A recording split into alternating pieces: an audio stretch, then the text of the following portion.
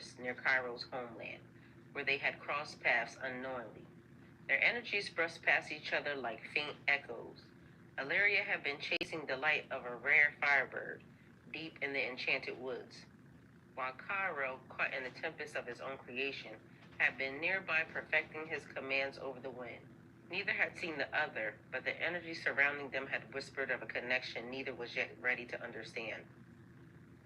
Years later, at 19, Illyria traveled to a distant city for a grand magical tournament, a rare event where the finest mages and elementalists from across the realms gathered to showcase their talents. Cairo was there too, dazzling the crowd with his mastery of elemental forces, bending storms and lightning with a flick of his wrist. His name was on everybody's lips, his beauty and power capturing the admiration of the masses. Illyria, as strong willed and independent as ever, competed fiercely in her own battles, her fire magic burning brighter than ever.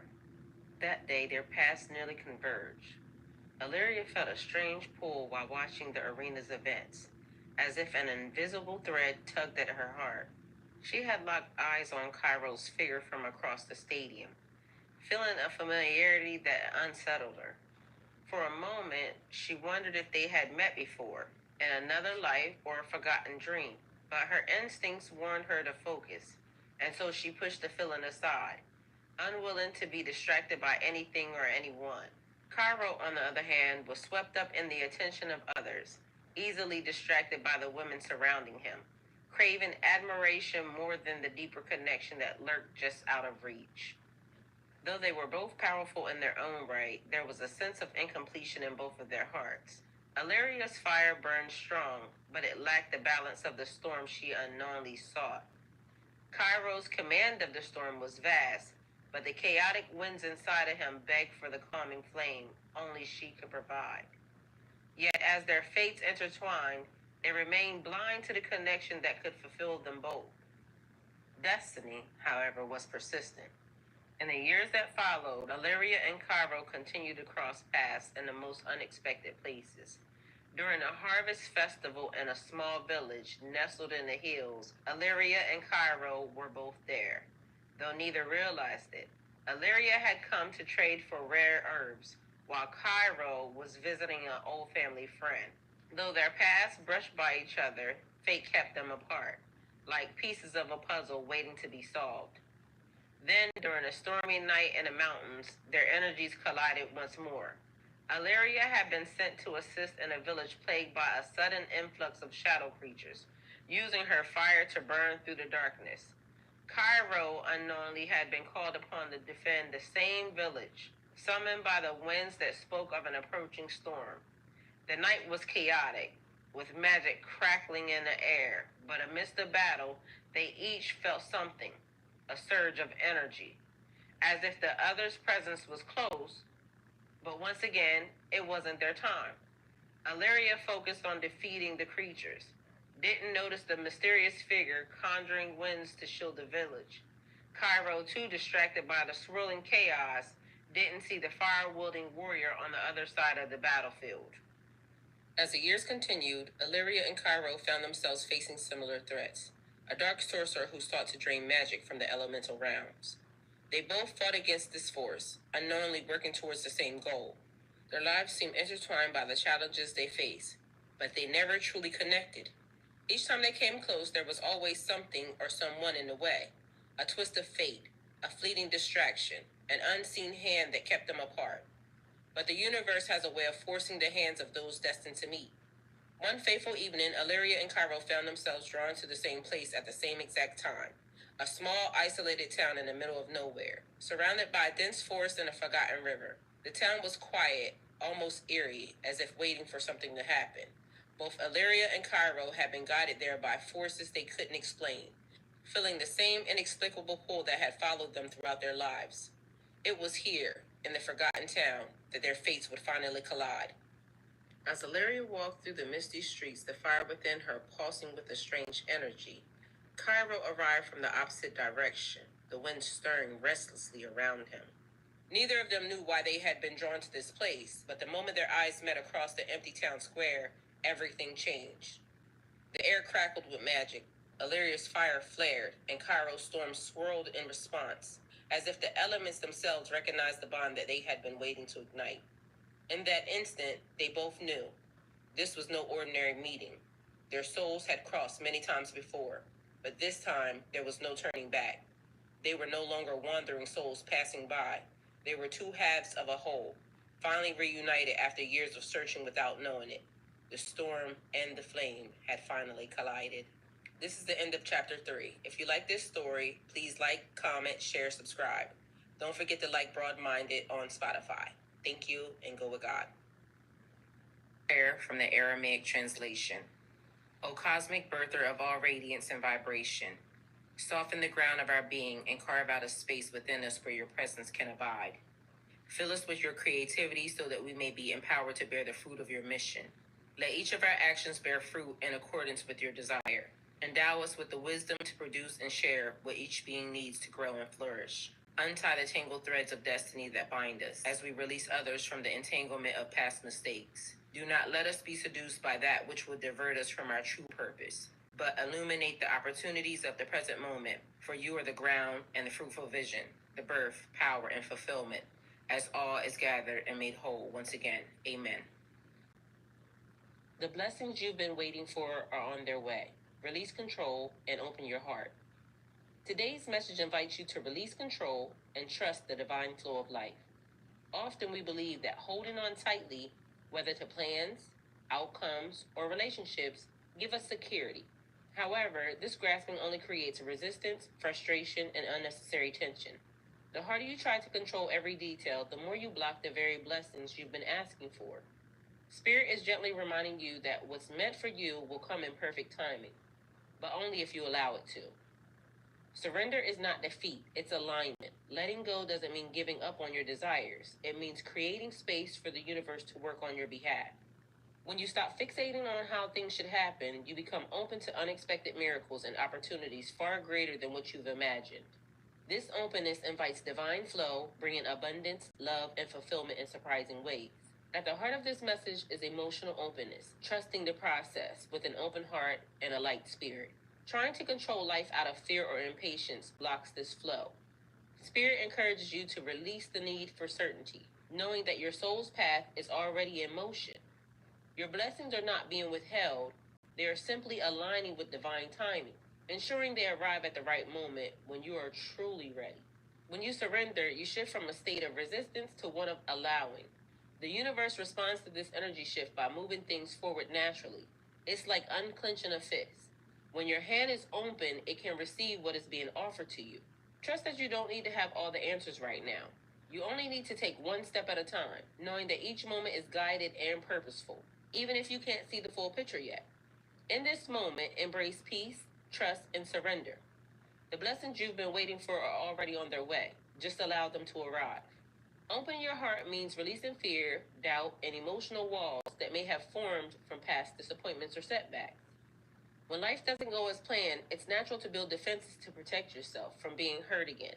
However, these defenses can also block new energy, love, and opportunities from entering into your life. Spirit is encouraging you to soften those walls and make space for renewal. Being receptive isn't about ignoring past pain, it's about choosing to trust again, even when circumstances once challenged your faith. Holding on to fear of things going wrong keeps your heart closed, making it difficult for blessings to find their way in.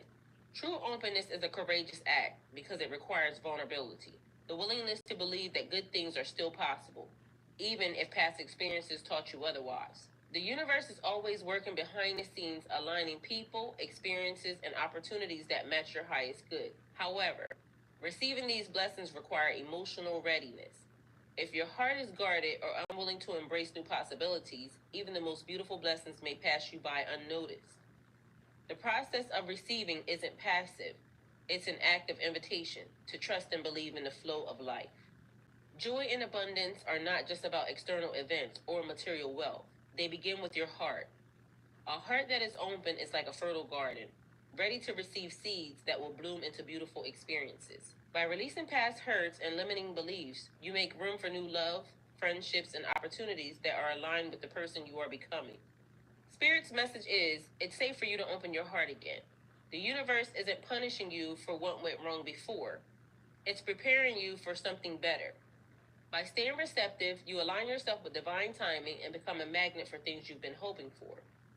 What's meant for you will flow into your life, but only if you allow yourself to receive it fully and without fear. Keep your heart open, knowing that the renewal you've been seeking is already making its way towards you.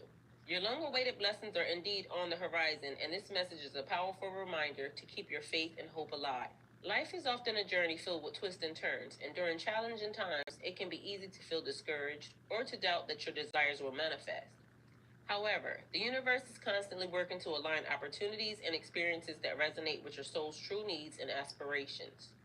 It's important to recognize that every experience, including delays and disappointments, serve a purpose in your growth and preparation. Just as a seed takes time to germinate beneath the surface before it sprouts into a flower, your blessings are developing in the unseen realms, gathering energy and alignment before they manifest into your physical reality. These delays are not signs of failure, but rather integral steps on your path. They allow you to gain clarity about what you truly desire, refine your intentions, and cultivate the emotional resilience needed to fully appreciate and embrace the blessings that will come your way. Trusting in the process requires a leap of faith. It's about understanding that the timing of the universe is often different from our own expectations. When you let go of the urgency to see immediate results and instead nurture a mindset of patience, you open yourself up to receive blessings that are even greater than you initially envisioned. This time of waiting can be a fertile ground for self discovery and personal growth. Reflecting on your experiences and desires during this phase prepares you to align with what will truly fulfill you when it arrives. To keep hope alive, engage in practices that uplift your spirit and remind you of the worthiness to receive abundance. This can include visualization techniques, gratitude journaling, and positive affirmations. Each time you reinforce your belief in the blessings that are coming, you raise your vibrational frequency, creating a welcoming space for those blessings to enter your life. Final reminder, remember your long awaited blessings are not just about external achievements, they also encompass internal shifts. As you prepare yourself to welcome what is coming, allow yourself to feel excited and grateful for the journey itself. When you embrace the belief that what's meant for you is on the way, you will empower yourself to move forward with confidence and joy, knowing that the universe is conspiring in your favor. This is a reminder that everything is unfolding exactly as it should. Let go of any fear or frustration and open your heart to receiving it with joy and gratitude. Trust that the universe is working in your favor, even if the path hasn't been clear. What you've been waiting for is already on its way. Be patient, be open, and be ready. Key themes here to take away. Release emotional baggage. Old worries or regrets block new blessings. Let them go. Open your heart. Stay receptive. Even if the journey hasn't been easy, what's coming will be worth it. Divine timing. Blessings may not arrive on your schedule, but they are never late. The affirmations here are I release my need for control, and I trust that everything I desire is unfolding in perfect divine timing. My heart is open to receiving blessings, miracles, and abundance. I open my heart to receive love, joy, and abundance. I trust that the universe is aligning everything for my highest good. I trust the divine flow and open my heart to receive the blessings meant for me. I release control and open my heart knowing that my blessings are arriving in divine timing. I trust that my blessings are on the horizon and I remain hopeful and open to receive what aligns perfectly with my soul's needs. In this season of anticipation, maintain a heart full of hope and a mind open to possibilities, for your desires are closer than you think. The universe is aligning everything beautifully, preparing you for a new chapter filled with joy, fulfillment, and abundance. Let peace guide your steps today and know that your patience is about to pay off in beautiful ways. Keep moving forward with faith. What you've been waiting for is closer than what you think. If you like this message, like, comment, share, subscribe. Don't forget to like Broad Minded on Spotify. Thank you and go with God. Confessions of an Introvert. I'm guilty of being a loner, of finding solace in silence, where thoughts swirl like autumn leaves and the world feels less heavy in my solitude. I'm the friend who disappears, not because I don't care, but because my energy whispers retreat, recharge, and returning in. Crowds overwhelm, small talk feels foreign. But give me a moment under the night sky, and I'll tell you secrets the stars have kept since time began. It's not loneliness I fear, but the demand to constantly connect, to explain my quiet when my soul speaks best in whispers. I'm guilty of needing space to feel whole, of walking the forest paths alone, where the trees understand the beauty of stillness, and I find myself again and again. If you like what you heard, please like, comment, share, subscribe. Also, please don't forget to like Broad Minded on Spotify. Thank you, and go with God. What was once hidden is now coming to light. People who once operated in deceit and manipulation are being exposed. Their patterns of jealousy, fake love, and betrayal are no longer going unnoticed. The universe is removing the veil, and those around them are waking up, realizing that if someone could treat others with such cruelty, they too could be next. This is a time of divine alignment. As connections fall apart, it may feel unsettling, but know that this is for your protection. People are removing themselves from toxic individuals because they no longer want to carry the weight of someone else's drama, envy, or schemes. For those who have suffered at the hands of deceit, this is your confirmation. Justice is in motion. There's no need for vengeance or resentment. Everything done in the dark will be revealed under the light. The focus now is on your healing and your growth. Stay grounded and continue on your path, trusting that you are being guided towards better relationships and authentic connections. The universe is making space for those who align with your purpose and intentions. Let what's falling apart fall. You're rising into a new phase, and not everyone can come with you. Trust the process. Those who are meant to walk with you will rise to meet you in truth, love, and integrity. Keep shining and let the universe take care of the rest. If you like what you heard, please like, comment, share, and subscribe. Also, please don't forget to like Broad Minded on Spotify. Thank you, and go with God. Welcome to Broad Minded, the podcast where we dive deep into the unseen, the unexplored, and the misunderstood. I'm your host, Talisha, and today we're peeling back the layers on a topic that's as fascinating as it is unsettling: destiny swapping. Have you ever felt like you were living someone else's life, like your blessings were somehow being redirected or stolen? Or maybe you've watched someone thrive in ways that didn't seem earned, while your path feels blocked for no apparent reason. If so, you're not alone. In this episode, we're exploring the metaphysical concept of destiny swapping, a phenomenon where life paths and karmic roles seem to shift between individuals, sometimes through manipulation, energetic interference, or spiritual sabotage. We'll talk about how it happens, the warning signs, and how the universe always restores balance in the end. This conversation will touch on ideas like karmic debt, spiritual protection, and the power of divine timing. Because no matter how things look on the surface, what's meant for you cannot be taken away. You know, what's meant for you will always be for you. That's just simply what it is. We'll also explore practical ways to reclaim your energy, reset your path, and step back into alignment with your true purpose. Whether you've experienced something like this yourself, or simply curious about the deeper forces that shape our lives, this episode will leave you with insights, tools, and a renewed sense of trust in your personal journey. So grab a cup of tea, let's get comfortable, and open your mind as we delve deep into the unseen world of destiny swapping. This is Broad Minded, where we expand our understanding one conversation at a time. And be mindful, this is for entertainment purposes only. You guys can weigh in. Let me know what you think. Don't forget to like and follow Broad Minded on Spotify. Reclaim your destiny. Untangle, untie, remove, unbind. Anything that was touched, return what's mine. What left my soul, by trick or force, return it now to its rightful course. No harm I send, no ill I sow. Karmic laws guide what each must know. No ties remain, no past confused. What's theirs stays theirs, what's mine I use. Through time and space, through night and day, I call back all that's mine to stay. By sacred law and soul's decree, I walk my path, I'm fully me. From webs unseen and cords unprayed, that stolen paths be now repaid. By fire and air, by earth and sea, I call back the life that belongs to me. No fate may swap, no will invade. The lines are drawn, clarity conveyed. No block shall hold, no walls confine. What's meant for me is now aligned. By light of stars and moon soft gleam, I claim my truth, my destiny seen.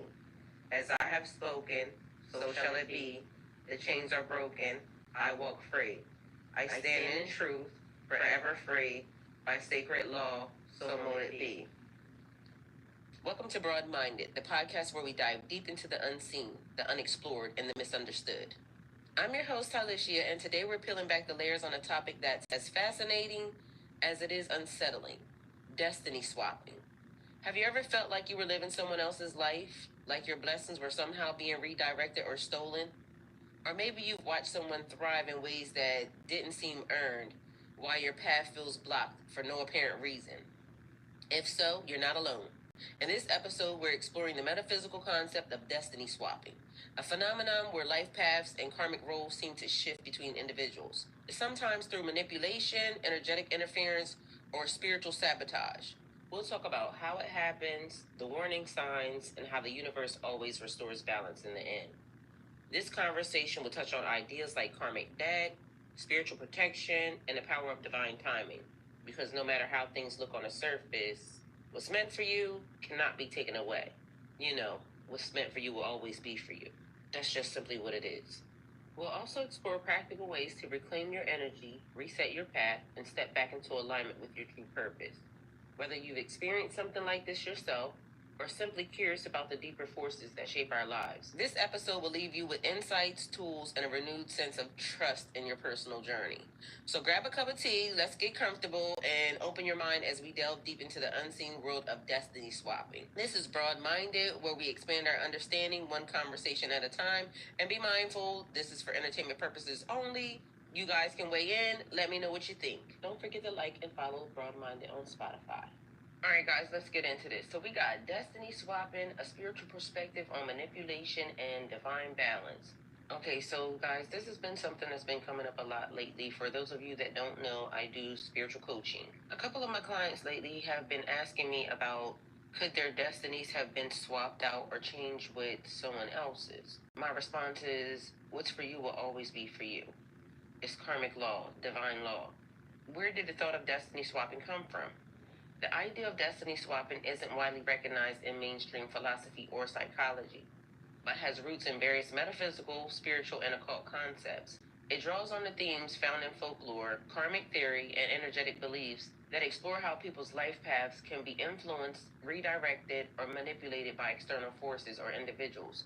Here are some key influences and origins that may have contributed to the thought of destiny swapping. Number one, karmic interference and energetic manipulation. In many spiritual traditions, it's believed that people can accumulate or interfere with each other's karmic energy. The idea that someone could intentionally or unintentionally alter another person's destiny aligns with beliefs about energetic manipulation through spell work, curses, or negative intentions. Some practitioners believe that envy, ill will, or magical interference can redirect blessings or block someone's path. 2. Body or soul swapping in folklore and mythology. Folklore and mythology offer various stories about switching bodies or identities, usually through magic or divine punishment. These stories often revolve around envy, deception, and attempts to steal someone else's fortune, status, or destiny. For example, in some legends, witches or sorcerers use spells to swap places with others to live a better life or to avoid a curse. This echoes the idea of one person taking what is meant for another. 3.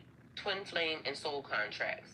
Within the New Age and spiritual communities, there's a belief in twin flame soulmates and soul contracts, preordained agreements between souls. Occasionally, the idea emerges that someone might interfere with these contracts, attempting to swap fates by forcing a connection or blocking the path of another soul to benefit themselves. The concept of destiny swapping resonates with this, implying that someone could try to steal the opportunities or alignment meant for another person. 4. The concept of borrowed power in magic and mysticism. In occult traditions, some believe that individuals can attempt to borrow or steal another's energy or life force. This can involve tapping into another's good fortune, talents, or destiny through rituals or spiritual interference. The idea of destiny swapping aligns with these practices where someone tries to alter the flow of someone else's fate for personal gain. 5. Jealousy and envy as energetic forces.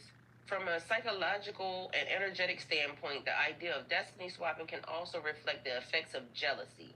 When someone envies another person's blessings, career, or relationships, it's believed in some traditions that this negative energy can block or divert the blessings intended for another person. This idea feeds into the notion that blessings may be swapped or misdirected. 6. Biblical and religious parallels. Religious texts also explore themes that reflect the idea of stolen destinies or blessings. For instance, in the Bible, the story of Jacob and Esau shows that Jacob deceived his father to receive the blessings that was meant for Esau, Genesis 27. Although not a direct example of destiny swapping, it symbolizes how blessings and fate can be altered through manipulation, which resonate with this concept. 7. Modern interpretations and spiritual awakening. In recent spiritual discourse, especially among communities focused on energy work and manifestation, there is an increasing awareness of how individuals might feel blocked or energetically off track. Some people describe these experiences as a form of destiny swapping, whereas they sense that others may have manipulated or interfered with the opportunities and experiences they were supposed to receive. This belief reflects the desire to reclaim personal sovereignty and restore alignment with one's true path. In essence, destiny swapping is a modern way of framing ancient spiritual concerns about energy manipulation, deception, and karmic balance. Whether approached from a mystical, psychological, or religious perspective, it reflects a deep-seated fear of losing control over one's life path and a desire to reclaim what rightfully belongs to the individual. That was a lot. Most people probably wouldn't think destiny swapping is something that could actually happen. To them, life is shaped by choices, circumstances, and sometimes just plain luck, not someone manipulating behind the scenes or trying to manipulate fate. They're more likely to attribute success or failure to hard work, timing, or external challenges rather than spiritual interference. However, those who believe in energy, karma, or the idea that people can affect each other's paths might be more open to the possibility. For most, though, it would likely sound like an interesting concept, but not something they seriously consider in their day-to-day lives. Now, one of the biggest questions is how destiny swapping might occur. Here's some theories and practices. Intentional manipulation. Some believe that individuals engage in occult practices or spell work to redirect another person's blessings, talents, or life path toward themselves. This may involve rituals intended to align the manipulator with the victim's energy, sometimes masquerading as love, friendships, or mentorship. Energetic theft. In energy healing circles, the idea of energetic vampirism plays into destiny swapping. This occurs when somebody repeatedly drains another's energy, creative ideas, or spiritual power to improve their own life, often leaving the original person feeling depleted or stagnant. Another way is identity interference. In some twin flame or karmic relationship teachings, destiny swapping is framed as one soul trying to take on the role or lessons meant for another. This is sometimes described in cases where karmic partners attempt to block or interfere with twin flames or soulmates from coming together. Here are some specific examples to illustrate how people might interpret these concepts of destiny swapping in different contexts. So, intentional manipulation, occult practices, or spell work. An example: a jealous colleague upset by someone else's promotion consults with a spiritual practitioner to perform a ritual aimed at shifting success towards themselves. The ritual may involve binding spells or energy alignment to block the other person's opportunities and open doors for their own advancement. Another example: in a toxic friendship, one person might disguise their intentions as mentorship, offering advice while performing subtle rituals or affirmations to absorb the other's talents or blessings. The friend receiving the help may notice that their own career stagnates while the manipulative person's life flourishes. Energetic theft, energetic vampirism. Here's an example. A creative artist or musician finds themselves in a relationship where their partner constantly drains their emotional energy and steals their ideas. Over time, the artist feels blocked and uninspired, while the partner begins to experience newfound success or public recognition for work that mimics the original artist's style or concepts. Here's another example. In an energy healing context, someone might repeatedly seek out a spiritual healer or empath not to heal themselves, but to drain their energetic gifts. The healer becomes exhausted, struggles to maintain their own well-being, and notices that their client's life keeps improving as they absorb more of the healer's energy. This is the reason why I don't accept everybody, and this is the reason why people getting cut off. Okay, period. All right. Never mind, y'all didn't ask for that. Anyway, identity interference, twin flame or karmic relationship blockages.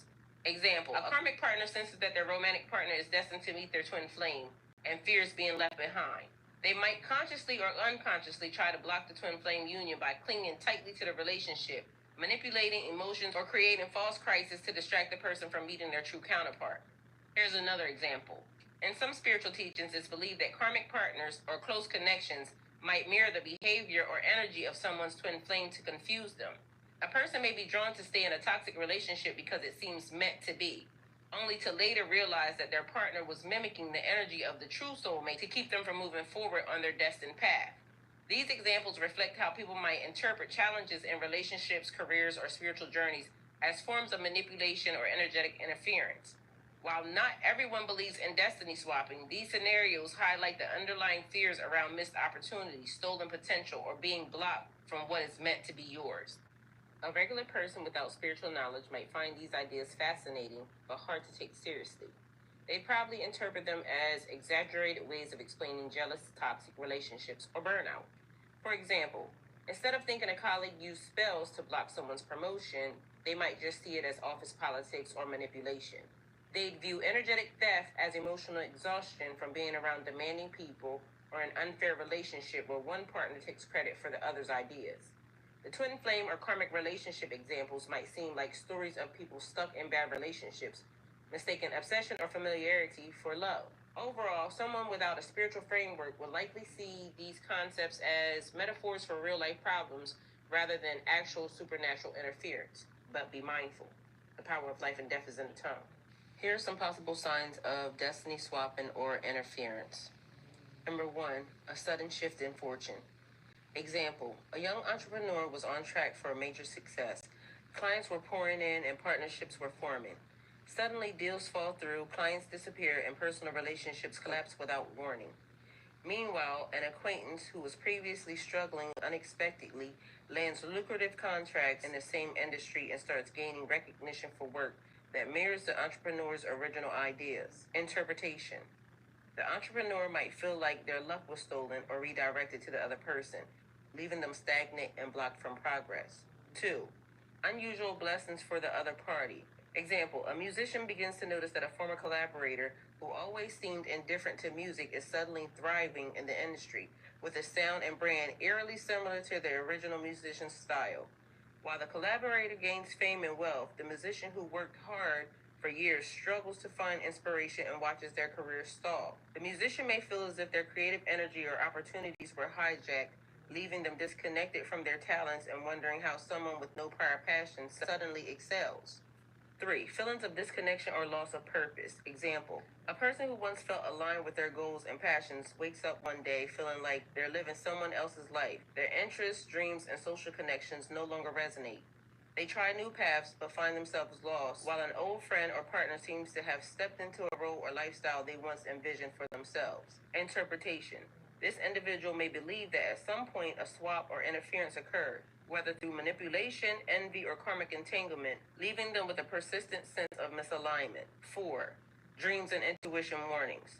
Example, a woman dreams repeatedly about someone she used to trust, perhaps an ex-partner or friend, wearing her clothes and living in her house. In these dreams, the person is using her possessions and seems happy while she feels like an outsider. Shortly after, the dreamer experiences setbacks in her personal and professional life, while the person in her dreams begins to enjoy unusual success or stability. Interpretation. The dreams may be viewed as a message from her subconscious or her spiritual guidance, hinting that her energy or life path was tampered with. She feels the need to take back what was hers, either spiritually or emotionally. 5. Ancestral guidance and synchronicities. A person receives strange messages through random events, like repeatedly seeing symbols of justice, balanced scales, or locks and keys. At the same time, they feel a deep calling to reclaim their true path, as if ancestors or spiritual guides are urging them to correct a wrong. Meanwhile, someone from their past seems to be thriving in ways that feel tied to their lost dreams. Interpretation. These synchronicities suggest that their ancestral lineage or spiritual guardians are alerting them to interference, encouraging them to reclaim their destiny and cut energetic ties with the manipulator. These examples illustrate how destiny swapping might be experienced as a subtle or even unconscious manipulation of energy, leaving the affected person feeling disconnected from their true path. It also highlights how envy, emotional manipulation, or intentional occult practices could redirect someone's blessings towards another, creating a deep sense of disempowerment and confusion. Someone without spiritual beliefs would likely view these experiences as coincidences, personal challenges, or psychological phenomena. They might see sudden shifts in fortune as bad timing or burnout, rather than stolen energy. A friend's unexpected success would be attributed to networking or luck, Feelings of disconnection might be seen as part of an identity crisis or life transformation, not interference. Dreams will be interpreted as anxiety or unresolved emotions, and synchronicities as cognitive biases, finding patterns where the mind expects. Reclaim your destiny. Untangle, untie, remove, unbind. Anything that was touched, return what's mine. What left my soul, by trick or force, return it now to its rightful course. No harm I send, no ill I sow. Karmic laws guide what each must know. No ties remain, no paths confuse. What's theirs stays theirs, what's mine I use. Through time and space, through night and day, I call back all that's mine to stay. By sacred law and soul's decree, I walk my path, I'm fully me. From webs unseen and cords now frayed, let stolen paths be now repaid. By fire and air, by earth and sea, I call back the life that belongs to me. No fate may swap, no will invade. The lines are drawn, clarity conveyed. No block shall hold, no walls confine. What's meant for me is now aligned. By light of stars and moon soft gleam, I claim my truth, my destiny seen. As I have spoken, so shall it be. The chains are broken, I walk free. I stand in truth, forever free. By sacred law, so mote it be. May you find peace in every moment, strength in every challenge, and love in all that you do. Trust the journey, for you are exactly where you're meant to be. The universe supports you, and your light is a beacon of hope for others. Keep shining. Yes, I'm gonna give part two of my confessions. If I'm gonna tell it, then I gotta tell it all. Confessions of an Introvert. Hi, I'm Talishia, and I wanted to take a moment to share something personal. My experience as an introvert. It's not always easy for people to understand what it feels like to move through life needing solitude while still trying to value the connections that I make. Being transparent about it is important to me because I realize that my quiet nature sometimes isn't about being distant or uninterested. It's simply how I process the world. I hope that by me opening up, others who feel the same way can relate, and those who don't can understand a little bit better. I'm a very spiritual person, and sometimes when I go through different spiritual situations, I get very, very quiet. And I'm definitely not depressed at all, period. So I wouldn't even consider it that, but maybe, I haven't been clinically diagnosed or anything, and maybe they would consider it that. But I don't feel like it's that. I just feel like I need to be away from people to recharge. And people are not good people. It's a lot of people who aren't good people in the world, and the energy that they put off is just, I'd rather not deal with it. And so I like my space. It's peaceful there, and people aren't peaceful. And so here I go. All right, so number one, I'm not avoiding you. I just need space to recharge. It's not personal. Social interactions sometimes drain my energy. My alone time isn't an escape from life, it's how I just reset. People want what they want. And sometimes other people's energy is way, way, too much for me. Sometimes my energy is way too much for other people because I give off a lot of energy too, because it's so strange how when it's time for me to do things with people, I mean, I really, really want to go, but sometimes I just don't, if that makes any sense. Two, silence isn't always awkward to me. I am a Pisces, so, people think that we are flighty, I guess, emotionally. I don't know, but to me, it's just that I'm just processing. So when I get quiet, I'm just thinking. Sometimes it's a little much because, I may insert some things in there that, I don't know, because I can read between the lines, and I don't know. I overthink everything from text to conversations. I don't really like texting. Because text messages convey all the wrong things. And then sometimes I just don't know what to say via text, and yeah, I just don't like texting. So silence isn't always awkward to me. Small talk makes me feel weird. Conversations about the weather or weekend plans feel surface level and exhausting. I thrive in deep discussions, philosophy, emotional dreams. I want to know what makes your soul stir, not what the schedule or what your schedule looks like, because why?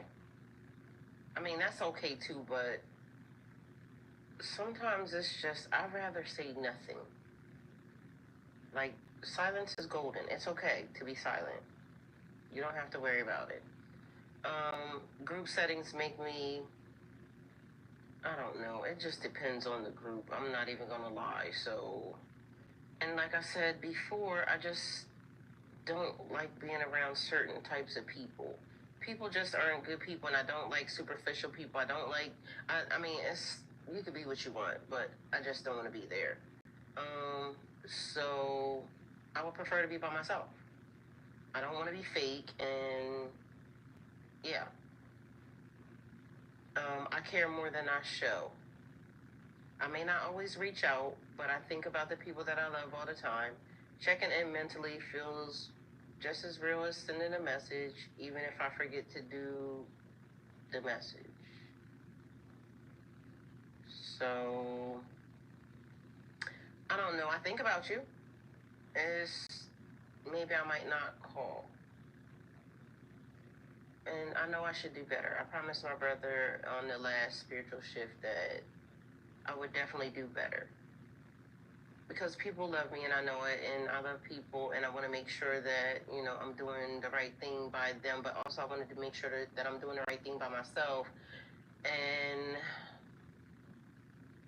yeah, so I may not always call when I'm supposed to. I'm totally guilty of that. Plans or commitments, man. Okay, so plans, when I make plans with people, I really have all the best intentions on really wanting to do what I said I wanted to do with you. But then for some reason, it's almost like by the time either it gets to the date of it, or, I mean, I don't know, because it just depends on what it is. So sudden changes or spontaneous invites can feel overwhelming because, you know, in a great world, I would want to say yes, but mostly I just want to say no because I just don't want to be around, whoever could potentially be there that I just don't want to be around. My house is comfortable. I like it there.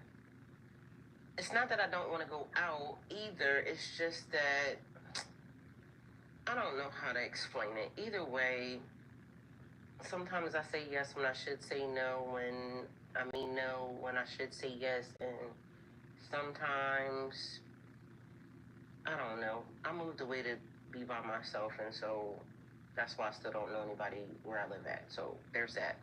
I'm more adventurous in my head than in real life. Y'all, people give me so much credit for being so outgoing, and that's because when I do decide to go, it's a thing that I can do.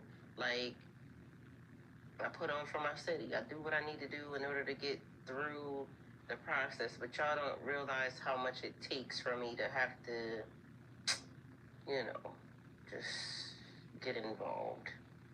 So my mind is the infinite playground, sometimes more exciting than anything outside my door. Like, it just is a real thing. Yeah, there's that. I'm not broken. I'm just wired differently, and being an introvert isn't a flaw. It's a rhythm. I march to my own beat, and while it's a little quieter and less,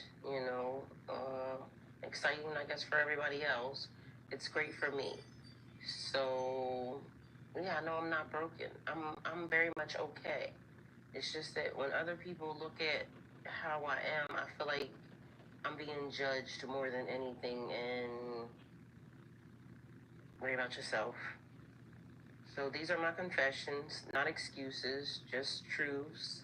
A small window into how I feel and how I see things, and how I navigate the world. And I'm not judging you, so please don't judge me. But these are my confessions. Just when I thought oh, all right.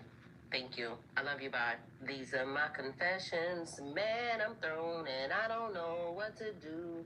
Guess this is part 2 of my confessions. If you haven't seen part 1, please go look at it. Like, comment, share, subscribe. Don't forget to follow Broad Minded on Spotify. Thank you for being here and putting up with my shenanigans. So there's that. Thank you. Go with God. Our Father, who art in heaven, hallowed be thy name. Thy kingdom come, thine will be done on earth as it is in heaven. Give us this day our daily bread, and forgive us our trespasses as we forgive those who trespass against us. Lead us not into temptation, but deliver us from evil, because thine is the kingdom, the power, and the glory, forever and ever. The Lord is my shepherd, I shall not want. He maketh me to lie down in green pastures. He leadeth me beside the still waters. He restoreth my soul.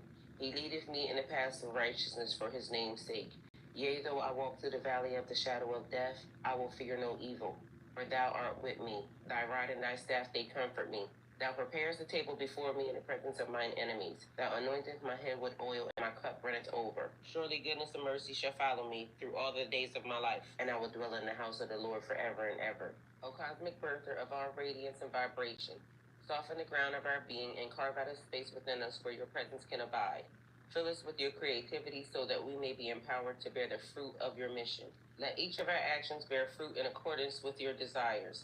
Endow us with the wisdom to produce and share what each being needs to grow and flourish. Untangle the knots of error that bind us as we release others from the entanglement of past mistakes. Do not let us be seduced by that which would divert us from our true purpose, but illuminate the opportunities of the present moment. For you are the ground and the fruitful vision, the birth, power, and fulfillment, as all is gathered and made whole once again. Lord, I come before you now, humbled and grateful for your mercy and favor already present in my life. I thank you for the miracles that are already in motion and for the blessings that are unfolding even now. Open the floodgates of heaven and rain down your divine intervention upon every area of my life where it's needed. Shift what needs to be shifted, move what needs to be moved, and let your light place me at the front of the line, just as you have always intended. I trust in your perfect timing, and I thank you for the strength you've given me to endure. Though my spirit is weary and my heart feels heavy, I know that you're already working on my behalf. Thank you for sending help swiftly from your heavenly throne, for guiding me, protecting me, providing for me, and bringing me peace in my soul. I surrender my need, my will, and my burdens fully onto you, confident that you have already made a way. Amen. O cosmic creator, source of all life and light, you are my shepherd, guiding me through every valley, every shadow. I lack nothing, for you lead me beside still waters and restore my soul. In your presence I find peace and strength, for you are always with me. Your rod and staff comfort me, and your love prepares a path before me, even in the face of adversity. Grant me the serenity to embrace what I cannot change, the courage to change what is within my power, and the wisdom to discern the difference. As I walk each day in faith, in the presence of your infinite grace, I am unafraid, for your kingdom flows through me, as it does all creation. With deep gratitude, I give thanks for the miracles already set in motion in my life. Shift what must be shifted, move what needs to be moved, and illuminate my path with your divine light. Align my heart, my actions, and my soul with your will, for I know you have already provided the strength, guidance, and the blessings I need. I release all fear and surrender fully to your higher wisdom. May your goodness and mercy follow me all the days of my life as I dwell in your sacred presence, now and forever. Amen. The Lord is my shepherd, I shall not want. He maketh me to lie down in green pastures. He leadeth me beside the still waters. He restoreth my soul. He leadeth me in the paths of righteousness for his name's sake. Yea, though I walk through the valley of the shadow of death, I will fear no evil, for thou art with me. Thy rod and thy staff, they comfort me. Thou preparest the table before me in the presence of mine enemies. Thou anointest my head with oil, and my cup runneth over. Surely goodness and mercy shall follow me through all the days of my life, and I will dwell in the house of the Lord forever and ever. Amen. Leo, shine brightly while staying grounded. Today, Leo, you're likely to feel a surge of creative energy and a desire to express yourself. The spotlight seems to be on you, igniting your natural charisma and confidence. Embrace this moment and let your unique voice be heard. Whether it's through art, conversation, or simply being your vibrant self, your energy has the potential to inspire those around you. However, amid this bright energy, it's essential to stay grounded. While you may feel invincible, remember to balance your enthusiasm with a sense of practicality. Don't get swept away by the excitement. Take time to access your goals and ensure that they are aligned with your true desires.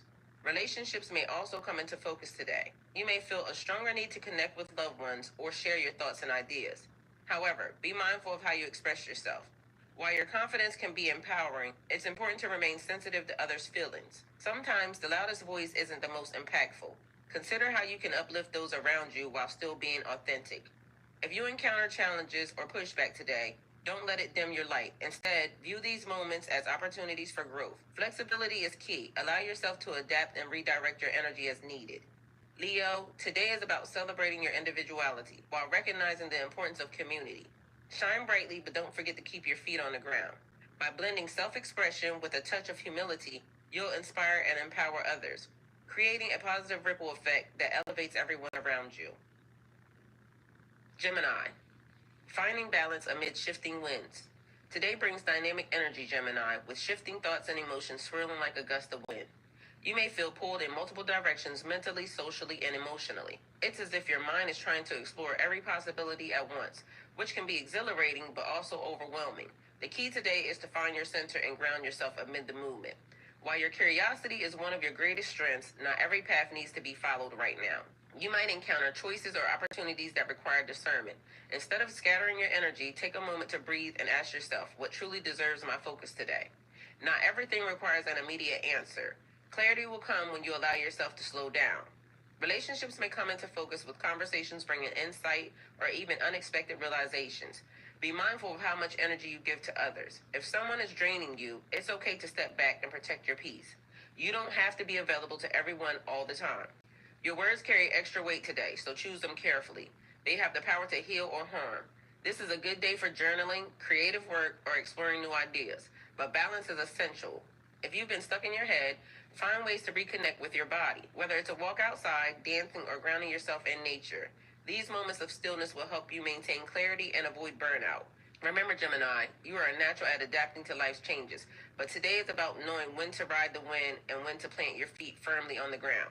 Trust yourself to find the balance between movement and stillness. Let your heart guide your choices, and don't forget that sometimes the greatest clarity comes in moments of quiet reflection. Pisces, today you're being reminded of the power of grace in your life. You've been through cycles of transformation, and now Spirit is clearing a path ahead of you that reflects the strength you've built along the way. Trust that what didn't align with you was removed for a reason, making space for what truly serves your higher purpose. Today, stay open to signs and synchronicities.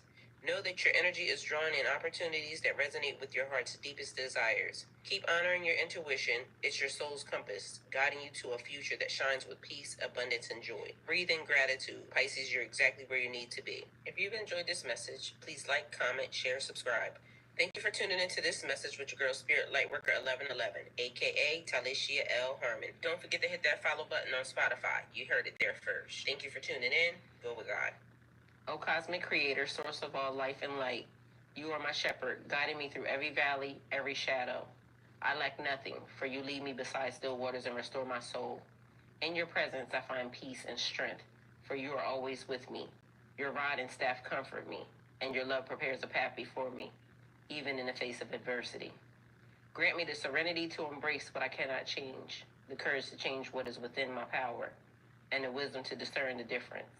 As I walk each day in faith, in the presence of your infinite grace, I am unafraid, for your kingdom flows through me, as it does all creation. With deep gratitude, I give thanks for the miracles already set in motion in my life. Shift what must be shifted, move what needs to be moved, and illuminate my path with your divine light. Align my heart, my actions, and my soul with your will, for I know you have already provided the strength, guidance, and the blessings I need. I release all fear and surrender fully to your higher wisdom. May your goodness and mercy follow me all the days of my life as I dwell in your sacred presence, now and forever. Divine source of all abundance, today I come before you with gratitude for every blessing I have received. I humbly ask you to open doors to new financial opportunities in my life. Guide me towards paths that align with my purpose and bring financial growth, stability, and security. Help me to release any fear, limitation, or doubt that may be holding me back from receiving the abundance you have for me. May my finances flourish in ways that allow me to share, uplift, and contribute to those around me. Let my success be a source of inspiration and support for others, so we may all rise together in prosperity and peace. For the collective, I pray that every person experiencing financial hardship feels your love and support. Open doors for them, remove any blockages, and fill their lives with hope, faith, and opportunity. May we all receive the resources we need to thrive, knowing we are guided and protected by your grace. Thank you for your endless abundance and for providing us in every way. Amen. Dear Divine Spirit, I come to you today with a heart open to receive your grace, strength, and wisdom. Guide my steps and steady my spirit as I walk this path. Remind me that I am never alone. Your love surrounds me, uplifting me in every moment. I ask for courage to release what no longer serves me and patience to wait for what is truly meant for me. Help me see the beauty in each lesson and trust in the timing of my journey. Fill me with peace so that I may shine light to others and grant me resilience to rise above any challenges I may face. Thank you for your endless love and support. I place my faith in your hands, knowing that you're working all things out for my highest good. Amen. If you like what you heard, please like, comment, share, subscribe. Thank you for tuning in with your girl Spirit Lightworker 1111, aka Talisha L. Harmon. Also, please don't forget to follow Broadminded on Spotify. Thank you and go with God. Prayer for unity and healing. Divine source of all light and love. We gather our hearts together, reaching out in unity and compassion. Guide us in these moments of reflection, grounding us in peace, purpose, and resilience. Today, may we embrace the beauty within ourselves and each other, honoring the gifts we bring, celebrating the lessons we learn, and finding strength in our shared journeys. May we be vessels of kindness and wisdom, uplifting one another in love and truth, releasing fear and doubt, and welcoming joy and clarity. Grant us patience within ourselves and others, helping us navigate today with grace. Align our steps with our highest good for all, and fill our spirits with hope and light. Amen. Rooted in divine worth. Heavenly Father, we come before you with open hearts, lifting up our beloved who feels the weight of others' judgments. When whispers and sideways glances cloud their spirit, remind them that you're the ultimate protector, their anchor, and their truth. Let them know that their worth isn't defined by anyone's opinion or by the job that they do. It's defined by the love that you have for them, a love that surpasses all. Lord, plant within them the courage to stand strong against the tides of judgment. When they feel diminished or unseen, remind them that you see every effort, every struggle, and every act of integrity that they pour into their work and their life. Strengthen them with the truth that they are chosen, called, and deeply valued. Let them walk with confidence, knowing that their identity is rooted in you, not in any label or circumstance. May they find peace in your promise that all things work together for good, that you are guiding them on a path of purpose beyond human understanding. Lift them above negativity and help them see themselves through your eyes as precious, capable, and resilient. Thank you for being their shield and source of unwavering hope. Guide their steps and quiet the voices that try to distract them from your love and their purpose. May we all be aware and accountable for our actions. Amen.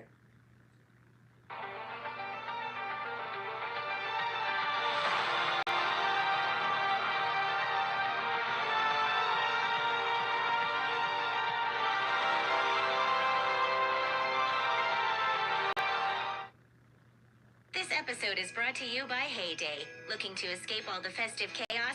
Turn holiday hecticness into harmony with Heyday, the mobile game that helps you harvest calm, one crop at a time. Reclaim your me time. Relax, decorate, and enjoy farming bliss as you tend to your animals and harvest crops as part of a welcoming, stress-free community. Join over 20 million players. Just tap or click on the banner now to download Heyday for free today. Svalbard is the northernmost continuously inhabited place on the planet. Yet, despite its Arctic temperatures and rugged terrain, over 2,500 people make their home here. And if you want, you can make your home here too, thanks to a unique treaty. But if Svalbard is so cold and inhospitable, why does anyone live there in the first place? Let's start by looking at the island's geography. Svalbard, an archipelago situated in the Arctic Ocean, is one of the most remote places on Earth. Lying halfway between mainland Norway and the literal North Pole, it spans a total area of about 61,000 square kilometers, with towering mountains, expansive glaciers, and deep fjords that cut into the coastline. There are few other places on the planet as intense as Svalbard. Overall, the archipelago consists of 9 main islands, with Spitsbergen being the largest and most significant. This island is home to the majority of its population and infrastructure because everywhere else is basically unlivable. Glaciers cover approximately 60% of Svalbard, with icy flows carving valleys and leaving behind striking moraines, the rocky remnants of glaciers, as they slowly retreat. Among these glaciers, Østfondet on Nordaustlandet is one of the largest ice caps in Europe. Basically, the ice prevents much of anything being done on the islands. Of course, like with its territorial controller Norway, Svalbard is most notable for its fjords, which serve as gateways to the interior and provide a contrast to the dramatic peaks that rise sharply from the sea. Isfjorden, one of the largest fjords, isn't just amazingly beautiful, but also a hub of human activity, hosting settlements like Longyearbyen. Besides fjords, Svalbard has mountains, many mountains. The highest peak, Newtontoppen, rises 1,717 meters, and its snow-covered slopes and jagged ridges dominate the skyline. Their geologic composition tells the story of shifting tectonic plates, volcanic activity, and periods of glaciation that have left their mark on the terrain. Thankfully though, and unlike Iceland, Svalbard's volcanic activity is basically non-existent these days, as the island has drifted about 60 miles east from the separation of the Eurasian and North American plates. Now, despite its Arctic location, Svalbard's climate is relatively mild due to the influence of the Gulf Stream. And be sure to check out this video on the potential collapse of the Gulf Stream if you haven't done so yet. But this means that summers are cold, but not nearly as cold as you might expect, with average temperatures hovering just above freezing. In fact, Svalbard, like many other places on the planet, is getting warmer. On July 25th, 2020, a new record temperature of 21.7 degrees Celsius was recorded. That's similar to temperatures commonly seen in San Diego, California. That said, winters are very cold, very long, and very dark, so it's still quite extreme. So with all of these glaciers, mountains, fjords, and other extremes, what drew people to Svalbard in the first place? Unsurprisingly, the history of Svalbard is as dramatic as its landscape. While its physical geography paints a picture of incredible wilderness, the human history of Svalbard reveals how people have been continuously drawn to this remote frontier despite its harsh conditions. But first, let's go back to when Svalbard was first discovered by humans. The earliest recorded sighting of Svalbard dates back to 1596, when Dutch explorer Willem Barents stumbled upon the islands during a quest for the Northeast Sea Route that would connect Europe to East Asia. Upon discovery, he named the area Spitsbergen, meaning pointed mountains, which appropriately described the jagged peaks he encountered. That said, though Barents's expedition marked the archipelago's official entrance into recorded history, there is evidence that seafaring Pomor hunters from Russia may have visited Svalbard centuries earlier. In the centuries following Barents's discovery, Svalbard became a hub for Arctic exploration and exploitation. The 1600s and 1700s saw whalers from across Europe converge on its icy waters. These early industrialists were lured by the abundant whale populations, particularly bowhead whales, whose blubber was rendered into oil. And because of the burgeoning whaling industry, temporary settlements sprung up along the coast. And this particular industry thrived on Svalbard until overharvesting decimated whale populations, forcing its whaling inhabitants to abandon the region altogether. Svalbard would remain mostly uninhabited until another resource was discovered: coal. By the late 1800s, Svalbard became the focus of an Arctic coal rush. Rich coal deposits attracted mining companies from Norway, Russia, and beyond, leading to the establishment of settlements like Longyearbyen and Barentsburg. This period transformed Svalbard from a seasonal outpost to a hub of permanent, yet precarious, settlement shaped by the harsh Arctic environment. Of course, given its physical location, Svalbard also played a significant role in the age of Arctic exploration. By the late 1800s and early 1900s, expeditions launched from its shores to attempt to reach the North Pole. Explorers like Roald Amundsen and Umberto Nobile used the islands as staging grounds, capitalizing on their northern location. While exploration of the Arctic was never a primary population driver to Svalbard, it did heighten its global reputation and prominence as countries contested for more land all over the planet. All this came to a head when the fate of Svalbard would be determined in the early 1900s. After centuries of disputed territorial claims, the Svalbard Treaty of 1920 was signed, granting sovereignty to Norway, but allowing citizens of other signatory nations equal rights to exploit its natural resources. This agreement remains a cornerstone of Svalbard's unique political status and continues to influence its governance and international relations. Over hundreds of years, Svalbard has evolved from a dreary, icy island with no people on it to a dreary, icy island with several thousand people on it. So who actually chooses to live there and why? Svalbard is one of the most challenging places for year-round habitation, yet over 2,500 people call it home. Drawn by both opportunity and the Arctic's unique allure, residents from around the world form a diverse and intriguing community, unbound by any single nation. The largest settlement on Svalbard is Longyearbyen, the northernmost settlement in the entire world. Originally established as a coal mining outpost in the early 1900s, Longyearbyen has since transformed into a surprising hub for scientific research, tourism, and education. And to go with this economy, its population is remarkably international. Though Norwegian citizens do make up the majority, there are sizable communities from Thailand, Russia, Ukraine, and other countries. Of course, the one that stands out the most is the island's Thai community, which is second only to Norwegians as the largest ethnic group on the island. While there doesn't seem like there would be an obvious connection between the tropical Thailand and Arctic Svalbard, apparently many Thais first came to the island during the 1970s because it was one of the few places where Thai people could move to without a visa. And this leads to an interesting situation that Svalbard has. Almost anyone can live and work there if they so choose, regardless of their nationality. Though there are exceptions. This policy is a consequence of the Svalbard Treaty of 1920, which established the archipelago as a demilitarized and open territory under Norwegian sovereignty. The treaty allows citizens of its signatory countries equal rights to live, work, and exploit resources in Svalbard.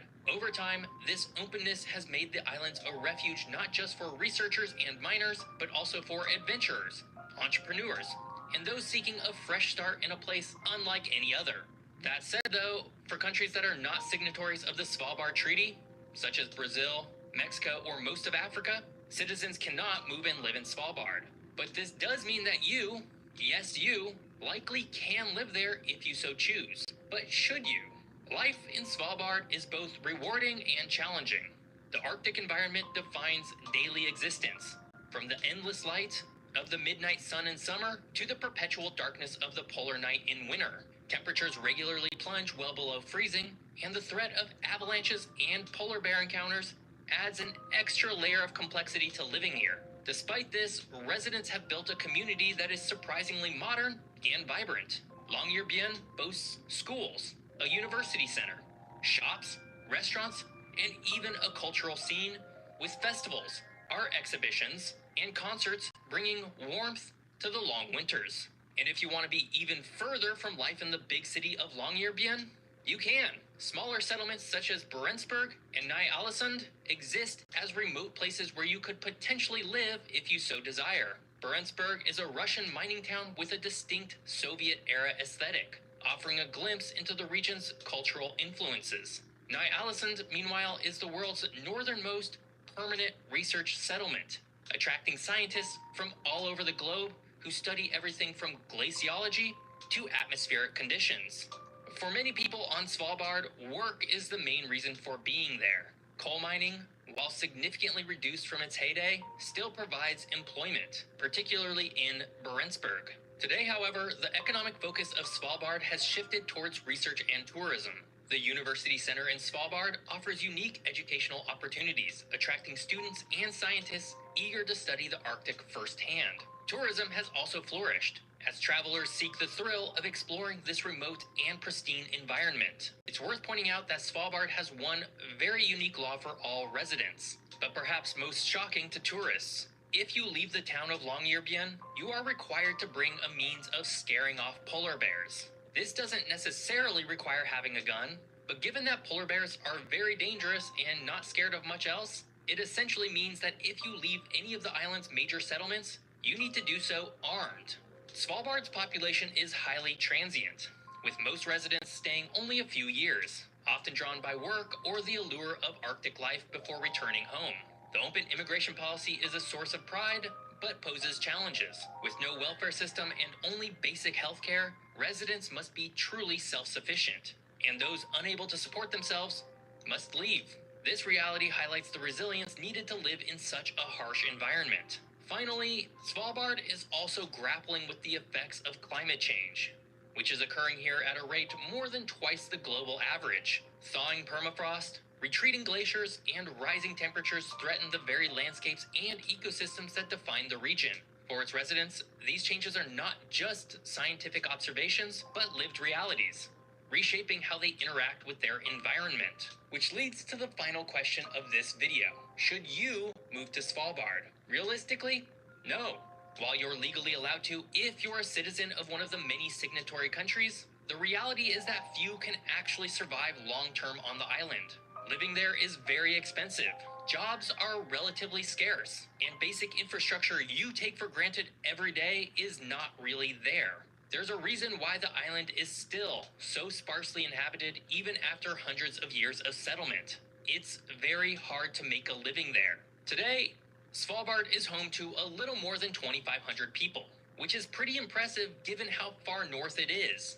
And of those 2,500, about 1,800 live in Longyearbyen, and the rest either in Barentsburg, with about 455 people, and Ny-Ålesund, with a little over 100. Aside from that, there's not many other people around. There did used to be an old Soviet mining town called Pyramiden, but it was officially abandoned in 1998. Visiting it, however, is like stepping through a time capsule into the Soviet Union.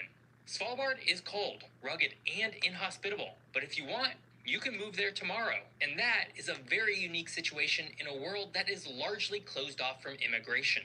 Hey, did you enjoy learning all about the weird geography of Svalbard? Well, then maybe you'd like one of these amazing maps of other weird places on your wall. Every map you buy helps support this channel. I hope you enjoyed learning all about Svalbard. If you did, please like the video and subscribe to the channel. If you want to watch that video on the Gulfstream, you can do so right here. Thanks for watching. See you next week. We stand at a crossroads for our environment, and here at the Southern Environmental Law Center, we're ready. Ready to hold the line on environmental protections. Ready to ensure people have the clean air, clean water, and healthy climate they deserve. And ready to stand up to powerful interests in the courtroom, in the halls of government, and in our communities. At SCLC, we've been here before. We know the path forward, and we're ready to navigate the challenges ahead.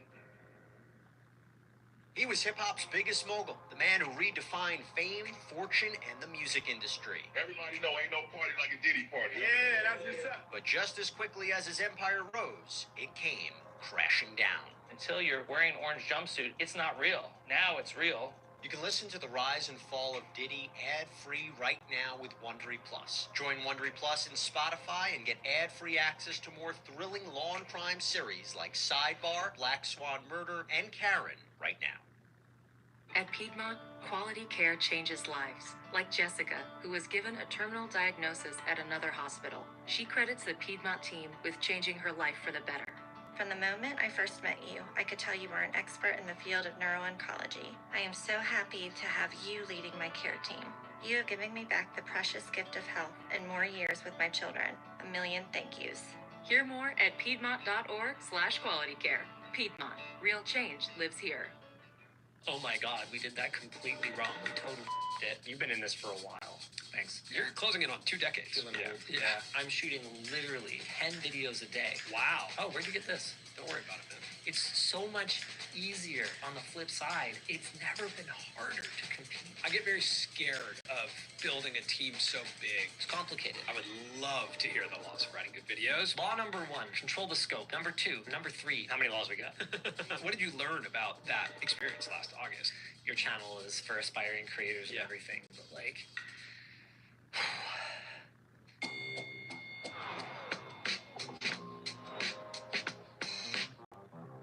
Today on the Colin and Sphere Show, we're joined by Linus Tech Tips, aka Linus Sebastian. He's honestly the most requested guest on this show. wouldn't it be Linus Sebastian, aka Linus Tech Tips? Is his real name not Linus Tech Tips?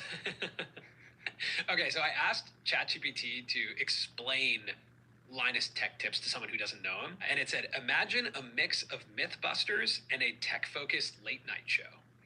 That's pretty creative, ChatGPT. Now, I think that's actually pretty accurate. Just like a late-night show, he's uploading multiple times a week about the most topical things happening in tech. He's also just one of those OG YouTube creators. He's been on the platform since, what, 2000? For 16 years. Yeah, 16 years. And he has this super interesting story of starting as an employee at a computer store, making YouTube videos, eventually having to buy his YouTube channel from them, and then eventually building this channel to 16 million subscribers and building one of the biggest companies in the creator economy with Linus Media Group. It's an empire. I think you can call it a YouTube empire.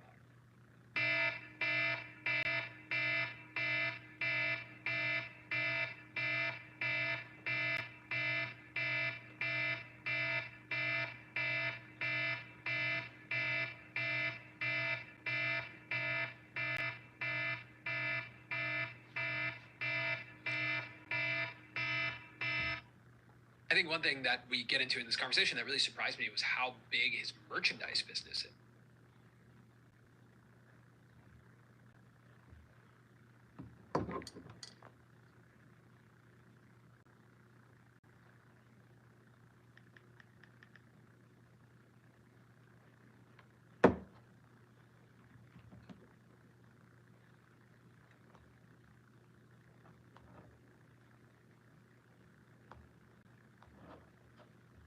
Good morning, everybody. Entwined Souls, The Fire and the Storm. Chapter 1, The Fire Within. Her name was Illyria, meaning the free spirit in the ancient tongue of Enthralis, a magical race born of the stars and the wind.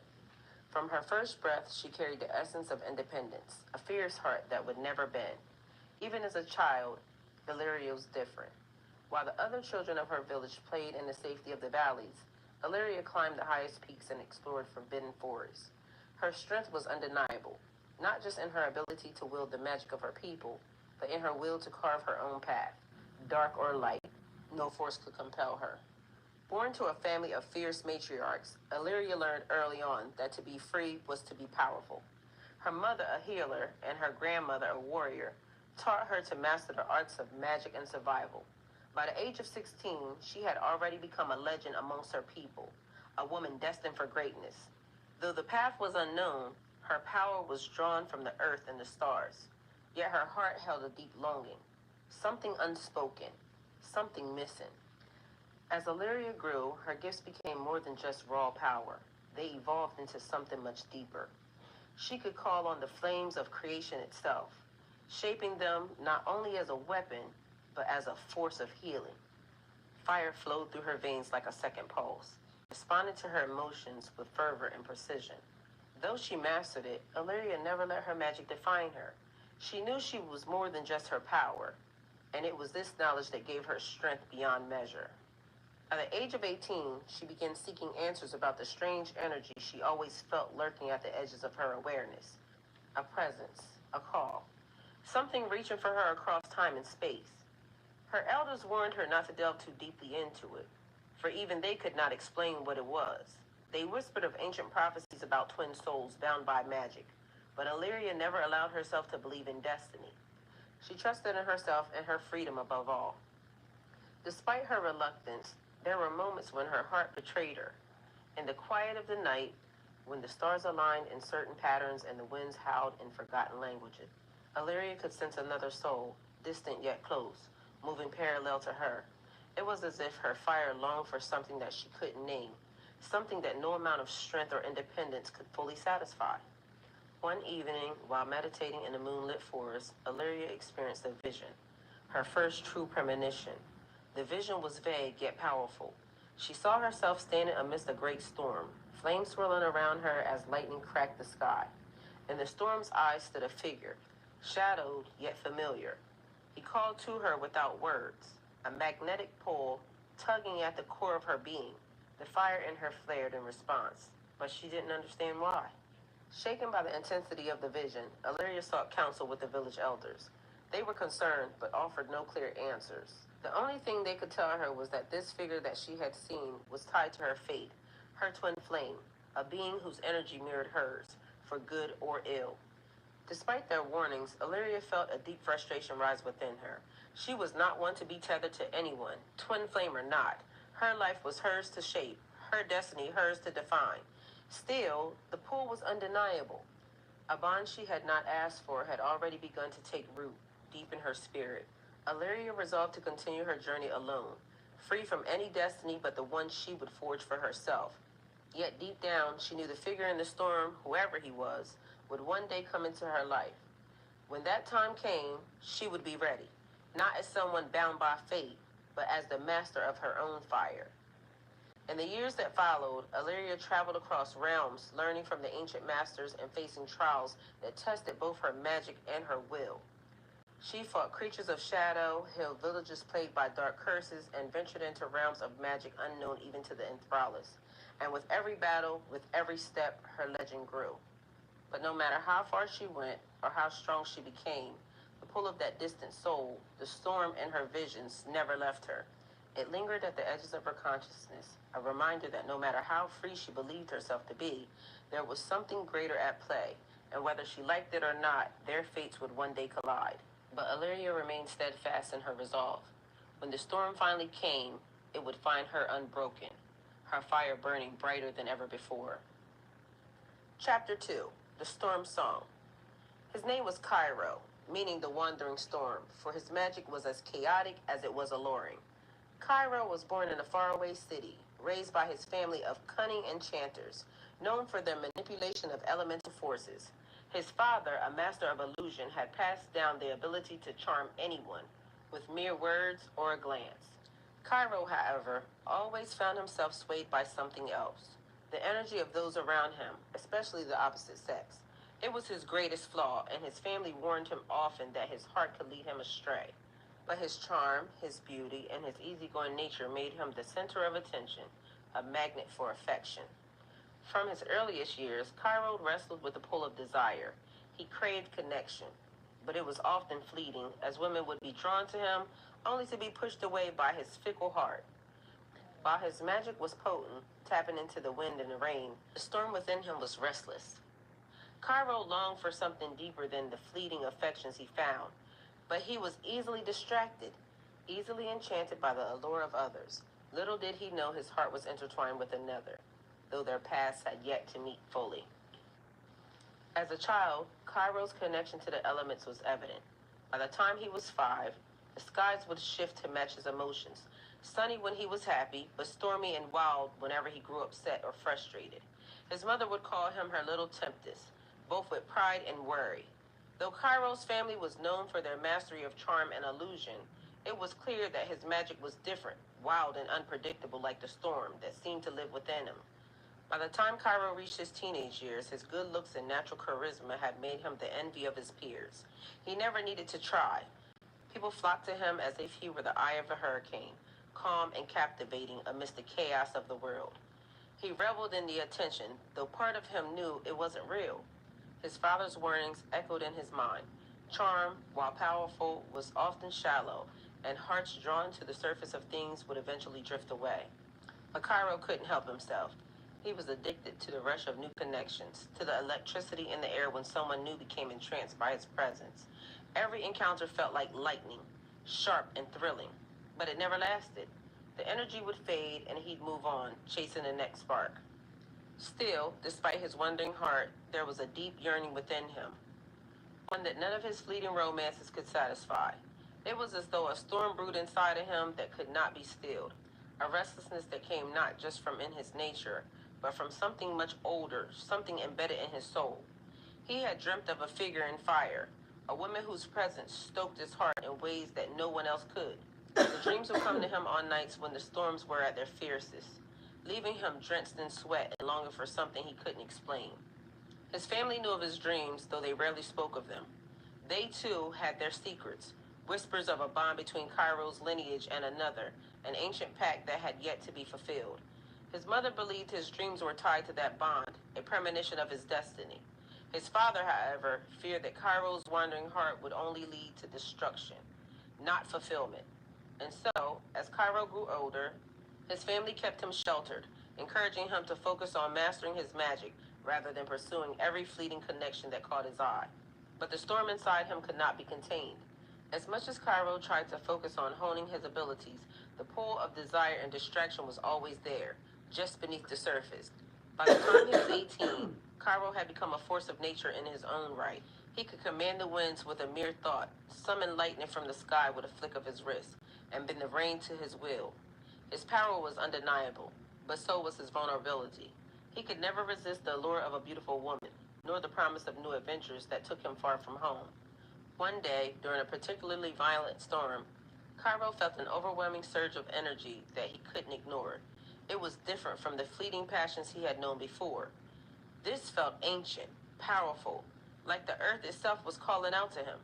He wandered into the wilderness, following the storm's path until he found himself standing before an ancient, enchanted forest. The trees whispered secrets as the wind howled through their branches, and Cairo could feel the presence of something or someone just beyond the veil of reality. It was there in that forest that Cairo saw her for the first time. Not fully, but as a flicker of flame dancing at the edge of his vision. She was there and gone in an instant, but her presence left an imprint on him, deep and lasting. His heart thundered in his chest, and for the first time in his life, Cairo felt something he had never known before, an unshakable certainty that there was someone out there that was meant for him. He spent the next several years chasing after that presence, though it seemed to always elude him. Every storm he encountered felt like a whisper of her magic, but no matter how far he traveled, he could never quite catch her. Along the way, Cairo continued to fall in and out of love, though nothing ever lasted.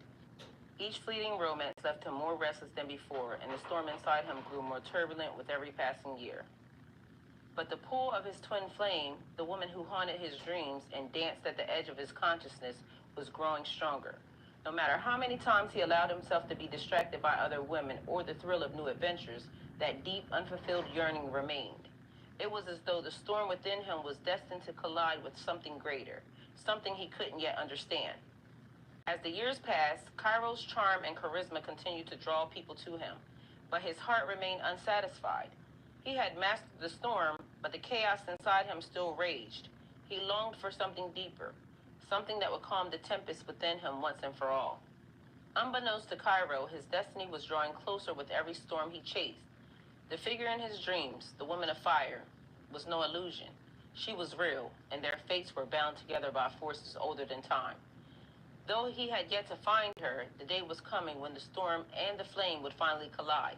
And when they did, the world itself would tremble. Cairo didn't know it yet, but his wandering heart was about to find its match.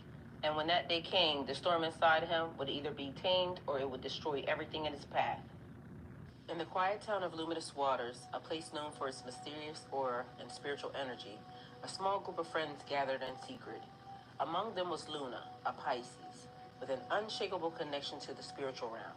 She had always been sensitive to the unseen forces, the kind that whispered warnings in the wind and sent chills down her spine. But lately, those warnings had grown faint. Something was wrong. Luna's intuition had always been her guiding light, but now it was as if she was walking through the dense fog, unsure of where the danger was coming from. Her friends, desperate for answers, had convinced her to take part in a ritual that they had discovered, a blood ritual, one that promised to reveal truths hidden beneath the surface and heal the darkness that had taken root in their lives.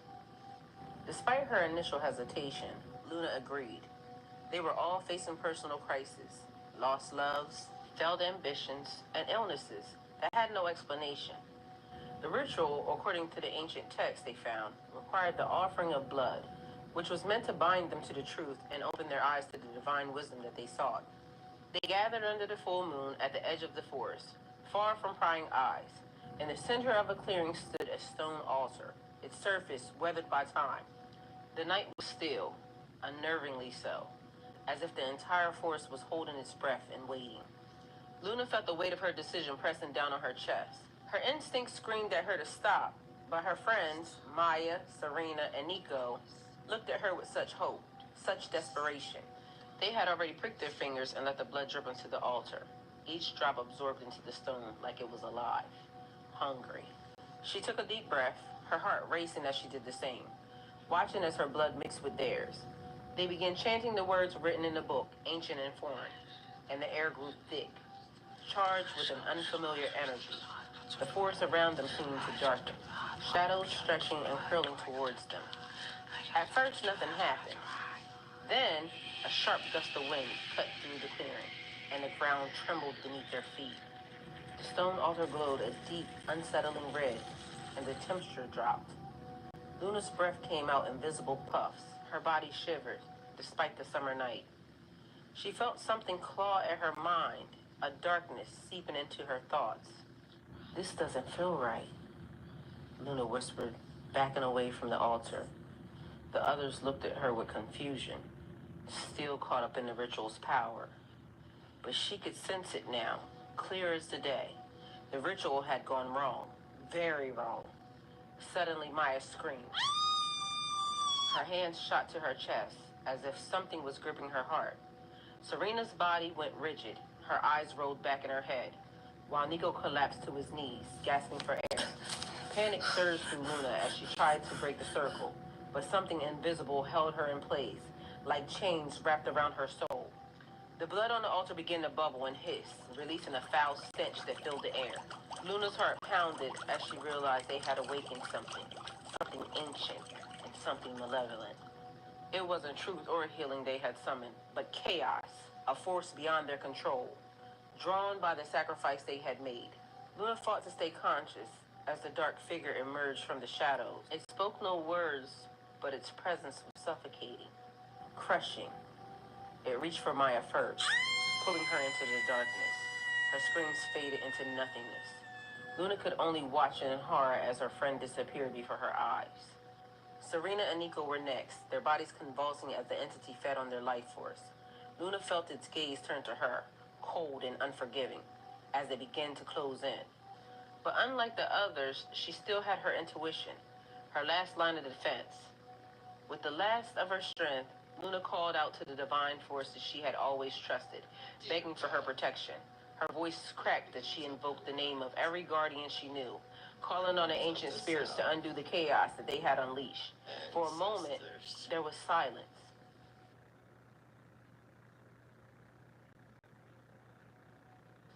Then the altar cracked, splitting down the middle with a deafening roar. The dark entity recoiled, screeching in fury as the ground opened beneath it, swallowing it back into the abyss. Luna collapsed, her body weak, her mind a whirlwind of terror and relief. The clearing was silent once more, except for the distant cries of the wind. When Luna awoke, she was alone. The altar was gone, as if it never existed, and so were her friends. She searched for them, calling their names, but there was no sign of them, not even footprints in the dirt. Only a faint trace of blood on the ground, a grim reminder of the price they had paid. The ritual had promised truth, but it had delivered only loss. Luna walked away from the forest, knowing that some doors once opened can never be closed.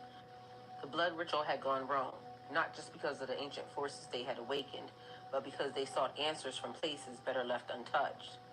Now, Luna was left with the knowledge that not all magic is meant to heal, and some forces should never be summoned, no matter how desperate the need. The story could emphasize the importance of boundaries in the spiritual realm, the dangers of manipulation and the pressure from others, and the consequences of ignoring one's intuition.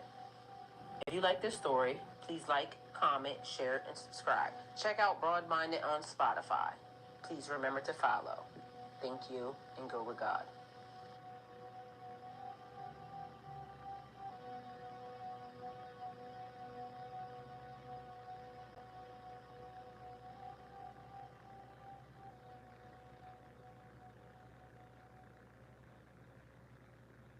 Embracing the art of letting go. While it's your assignment to nurture and guide, this is your time for whomever you have on your mind to take the reins. What is meant for them will come in on its own time. You've done your part. Now trust the process, knowing that your journey is unfolding as it's meant to, in divine timing. As you step back, you're creating space for both your own growth and theirs. By allowing them to navigate their path independently, you acknowledge their need to face their own experiences and challenges. This release also frees you to focus on your own journey and personal development, which is equally important. Let go with love, knowing that by stepping away, you are honoring the timing of the universe. Trust that whatever needs to happen will, understanding divine timing and the natural flow of life. Allow the universe to work its magic and orchestrate events in ways that align with a greater plan. This act of realignment ensures that you are not entangled in outcomes not intended for you. Embrace this moment as an opportunity for growth and renewal, as you're being guided in a new direction. Remember, the universe has a way of bringing things into balance, and your trust in this process invites clarity and alignment. By stepping aside, you create space for new possibilities and ensure that you're open to opportunities meant for you. Allow the unfolding to happen naturally, with faith that everything is working out for your highest good and aligning with your soul's true path. The divine has a way of balancing everything. You are not abandoning them. You are allowing the natural karmic cycle to unfold. You've played your part. Job well done. The divine has seen your obedience in helping even when it wasn't easy, and has recognized how you continue to assist, even when others tried to diminish your character. Despite their lack of acknowledgement and the way they took advantage of everything you did for them, you remain generous and steadfast in your support. For this, you will be rewarded. Your dedication and selflessness have not gone unnoticed, and the universe will honor you for your unwavering commitment and compassion. Again, job well done. If you like this message, like, comment, share, subscribe. Please don't forget to follow Broad Minded on Spotify. Go with God.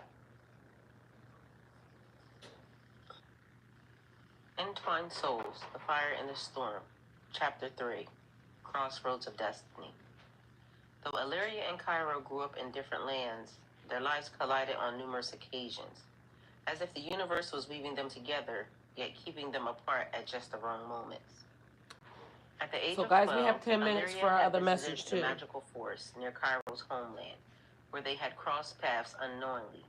Their energies brushed past each other like faint echoes. Illyria had been chasing the light of a rare firebird deep in the enchanted woods, while Cairo, caught in the tempest of his own creation, had been nearby perfecting his commands over the wind. Neither had seen the other, but the energy surrounding them had whispered of a connection neither was yet ready to understand.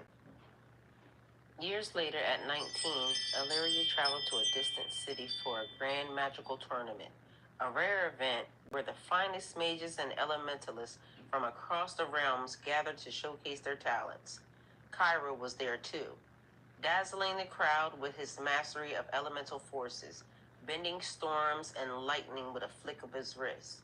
His name was on everybody's lips, his beauty and power capturing the admiration of the masses. Illyria, as strong-willed and independent as ever, competed fiercely in her own battles, her fire magic burning brighter than ever. That day, their paths nearly converged. Illyria felt a strange pull while watching the arena's events, as if an invisible thread tugged at her heart. She had locked eyes on Cairo's figure from across the stadium, feeling a familiarity that unsettled her. For a moment, she wondered if they had met before, in another life or a forgotten dream.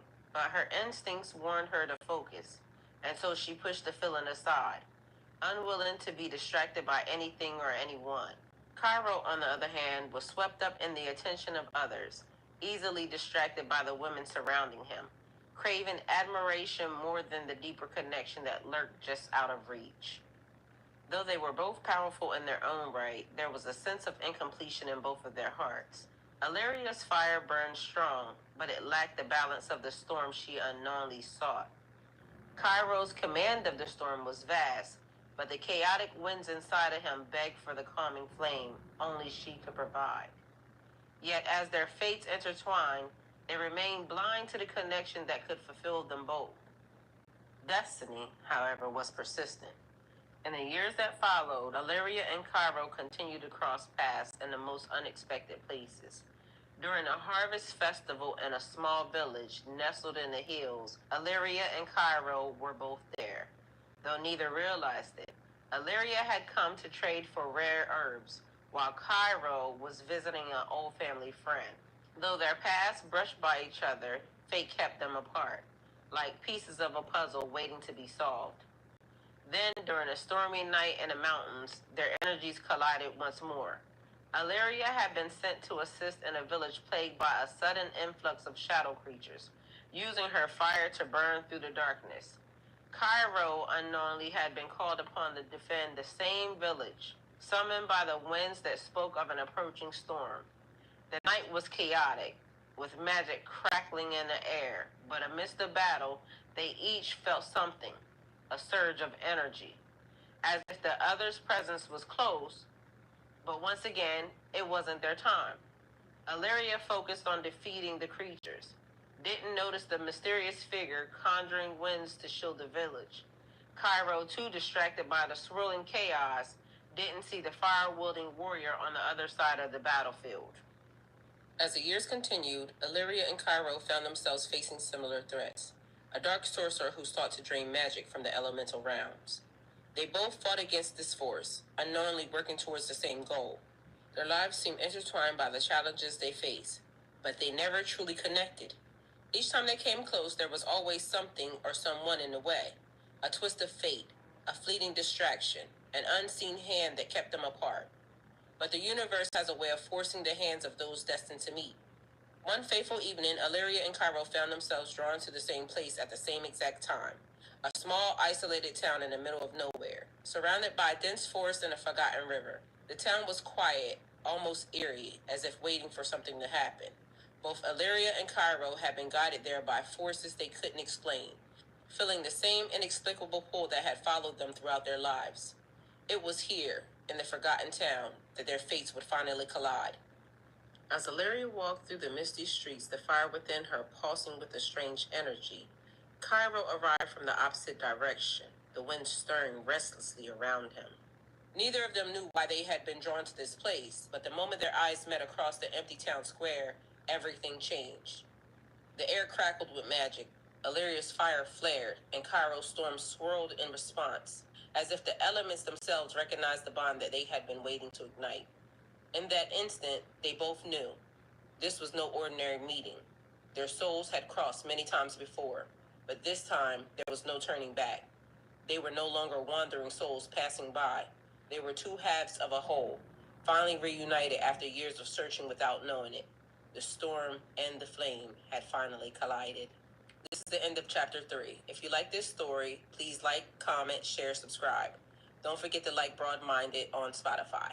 Thank you, and go with God. The Lord's Prayer from the Aramaic translation. O cosmic birther of all radiance and vibration, soften the ground of our being and carve out a space within us where your presence can abide. Fill us with your creativity so that we may be empowered to bear the fruit of your mission. Let each of our actions bear fruit in accordance with your desire. Endow us with the wisdom to produce and share what each being needs to grow and flourish. Untie the tangled threads of destiny that bind us as we release others from the entanglement of past mistakes. Do not let us be seduced by that which would divert us from our true purpose, but illuminate the opportunities of the present moment, for you are the ground and the fruitful vision, the birth, power, and fulfillment, as all is gathered and made whole once again. Amen.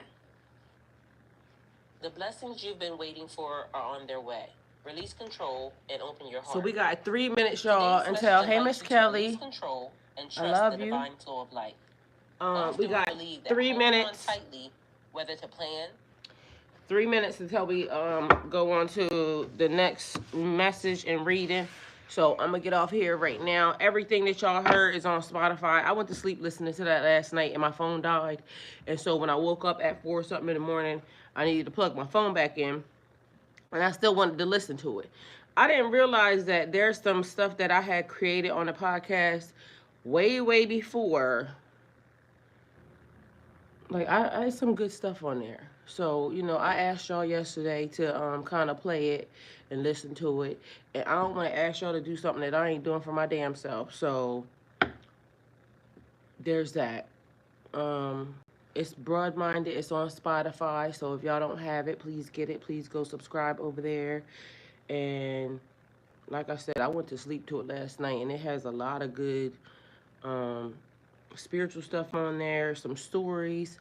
And mind you, I got to finish Illyria and Cairo, which is actually done. It's already written, but I just need to record it. Because that's a twin flame story, actually. And then, all right, I got to get off here. But yeah, so if y'all don't have that, go over there and subscribe to that. And I'll see y'all in 2 minutes. I got to find my other phone. Love y'all.